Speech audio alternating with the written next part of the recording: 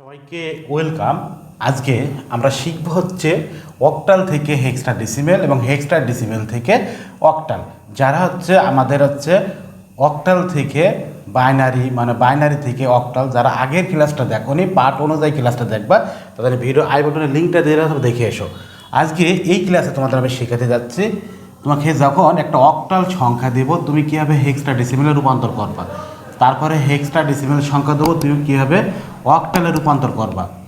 এই দুইটা টেকনিক আজকে শেখাবো। এর জন্য তোমাকে কিন্তু এই যে একটা টেকনিক দিয়েছি না, এই টেকনিকটা তোমাকে অবলম্বন করতে হবে। যদি করতে পারো তাহলে তুমি এটা পারবা। তার মানে কি আজকের থেকে মনে রাখবা যে অক্টাল থেকে হেক্সাডেসিমেলে কখনো ডাইরেক্ট যাওয়া যায় না, এবং হেক্সাডেসিমেল থেকেও অক্টাল ডাইরেক্ট যাওয়া যায় না। তাহলে আমার এখানে একটা অক্টাল সংখ্যা মনে করো আমি এখানে নিলাম, মনে করো আমি অক্টাল সংখ্যা এখানে আমি মনে করো যে 7, আমি 7 এখানে 4 নিলাম, মনে করো 74, এক কথায় আমি সংখ্যাটা নিলাম।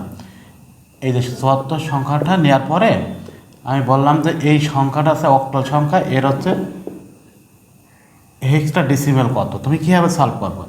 এখন তুমি কী করবা, এই যে 7 তারপরে এই যে 4, এই সংখ্যাটা তুমি এভাবে নিয়ে রাখো। এবারে পাশে একটা রাফ করো। এখন দেখো তো এখানে এই সংখ্যা তুমি ডাইরেক্ট যাতে পারবে না, এটা কী করতে হবে তোমার, এই যে বাইনারি রূপান্তর করতে হবে। তাহলে বাইনারি মনে আছে এই যে 1 2 2 2 4, আগের ক্লাসটা দেখো। এবার তুমি 7 বোঝাও, এখানে মনে আছে এখানে যে সংখ্যা আছে যোগ করে যে ঘরগুলো লাগবে সেইগুলো বান দেখো, প্রত্যেকটা ঘরে আমার লাগতেছে। তাহলে এইটুকুই আমাদের 4, মানে আমাদের মনে আছে যে অক্টাল থেকে বাইনারি মানে n+3, আর বাইনারি থেকে অক্টাল মানে n+4। এই যে আগের ক্লাসটা দেখলে বুঝতে পারবে এটা। এবার কী করবো, এখানে 4 আছে না, এবার 4 নিলাম, এখানে একটা সংখ্যা যে ঘরে আমার লাগবে সেই ঘরটাই তোমার নিতে হবে। কিন্তু দেখো 2 আর 1 কিন্তু আমার লাগতেছে না, এটা বাদ। তাহলে আমাদের 4 আর 0 0, এই যে আমরা অ্যান্সার পেয়ে গেছি। এবার তুমি কী করবা, এই সংখ্যাটা তুমি এবারটা নিচে আবার সাজাও, উল্টো করে নাও। যদি পয়েন্ট থাকতো না তাহলে পয়েন্ট এসে আলাদা, এবার উল্টা করে তুমি এখানে সংখ্যাগুলো নাও, মানে এই যে এটা, এই সংখ্যাগুলো নেওয়ার পরে এই যে আমাদের বাইনারি সংখ্যা, এই সংখ্যাটা তুমি কী করবা, হেক্সাডেসিমেলে নেবা। তাহলে আমাদের কি বেড়ে যাবে বলো তো, আমাদের আছে হেক্সাডেসিমেল বেড়ে, মানে উত্তরটা চলে আসবে। তুমি কী করবা, এখান থেকে এই যে 4টে সংখ্যা মনে আছে, এখান থেকে 4টে সংখ্যা নাও। এই যে 4টে সংখ্যা আমি এখানে নিয়েছি, এখান থেকে 4টে সংখ্যা নাও। এখন সংখ্যা তো এখানে নাই, এই জন্যে 0 0। এবার তুমি কি করবা, এই সংখ্যাটা আমাদের এখানে এই যে মনে আছে, এবার আমাদের এই সংখ্যাটা এখানে তুমি রাফে করো, মানে এখানে রাফে তুমি করে চলে যাও। তাহলে আমাদের n+ বাইনারি থেকে হেক্সাডেসিমেল n+4, তাহলে 1 2 2 2 4 4 2 8। এই যে এইভাবে তুমি সংখ্যাটা নিয়ে রাখো। এবার এখান থেকে তুমি এইগুলো সব সংখ্যা তুমি এখানে নিয়ে রাখো, 0 0 1 1। দেখো তাহলে আমাদের এখানে যে ঘরে 1 আছে না সেইগুলো আমার কাউন্ট হবে। তার মানে কি এখানে 8 মনে রাখবো, এখানে 8 আর এই 4 এখানে আমাদের কাউন্ট করো, তাহলে যোগ করো। তাহলে 8 আর 4 যোগ করে যা হবে তুমি সেটা এখানে বসাই দেবা। তাহলে আমাদের 8টার হিসাব করে এখানে, তাহলে 8 9 10 11 12, তাহলে 12 এখানে নিয়ে রাখো। 12 কি আমরা 12 নিতে পারবো এখানে, মনে আছে এ মানে 10, বি মানে মনে আছে 11, সি মানে 12, আর ডি মানে 13। তাহলে এইটুকু আমাদের আসবে আছে ডি উত্তর। আর এবারে তুমি এখানে এ করো 0 0 0, তার মানে কি আমাদের 1। তাহলে আমাদের অ্যান্সার আসবে কত বলো তো, আমাদের অ্যান্সার আসবে 1D।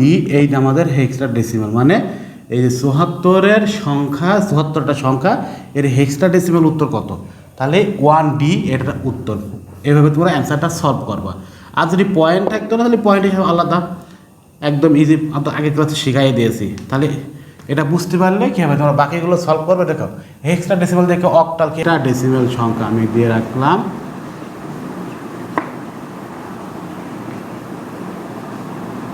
এই সংখ্যাটা তুমি অক্টাল করো, তার মানে কি এটা অক্টালে যাওয়া যায় না, এই জন্য তোমাকে বাইনারিতে আনতে হবে, তারপরে অক্টাল, তারপরে তুমি অক্টাল করবে। কীভাবে করবে দেখো, এখানে মনে করো হেক্সাডেসিমেল সংখ্যা মনে করো যে আমি নিলাম এফ, মনে করো 7 নিলাম, মনে করো একটা হেক্সাডেসিমেল সংখ্যা, এটা আমি বললাম তুমি এটা অক্টাল করো। তুমি কীভাবে করবা, সেম খাতার ঠিক মাঝখানে এই যে F7 সংখ্যাটা তুমি নিয়ে রাখো।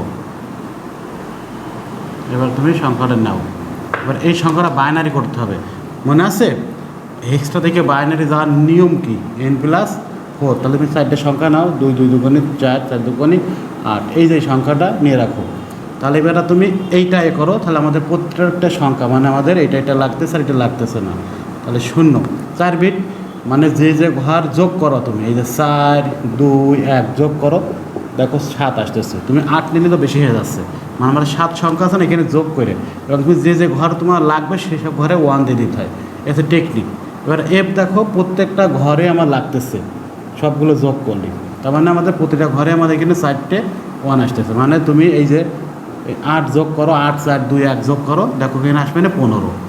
তাহলে আমাদের এই যে আমাদের সংখ্যা বের করতে পারছি না, এই সংখ্যাটা তুমি কী করবা, এই সংখ্যাটা তুমি এক জায়গায় নিয়ে তুমি কী করবা, অক্টাল করে দাও। তাহলে 3 বিট করে নাও, এই যে 3 বিট করে আমি নিচ্ছি, এই যে 1 2 3 বিট করে। তারপরে এখানে এই যে একটা, তাহলে এখানে পাশে কত 0 1 1, এই যে আমি কিন্তু এখানে সংখ্যাগুলো বসাই দিচ্ছি, আর এই যে একটা। আর যখন সংখ্যা বসবে না একটা সংখ্যাতে পূজাই দিতে হয়, মনে আছে? তাহলে এইবারটা তুমি কী করবো, 1 2 2 দুগুণে 4। এবার এইগুলো সংখ্যা তুমি একটা একটা করে বসা, তাহলে 7 আসবে না, এইটা হচ্ছে 1 1 0, তাহলে কত আসছে দেখো 5 6 আসতেছে এটা। এবার দেখো এইটা বসা তুমি 1 1 0, তাহলে কত আসছে 3 আসতেছে। মানে কি যার ঘরে 1 আছে সেটা যোগ করছি, কিন্তু 0 যার ঘরে আছে সেটা বাদ। তার মানে আমাদের অ্যান্সার কত আসছে, আমাদের আসছে 367। আমাদের এই যে আমাদের কত আসছে অক্টাল, 367 আমাদের অক্টাল অ্যান্সার আমরা চলে এসেছে। তাহলে আমাদের এই যে সহজ ওয়েতে তোমরা এইগুলো ম্যাথ সলভ করবা, তাহলে একদমই সহজ টেকনিক। এবার আমরা বাকি ক্লাসগুলো দেখবো।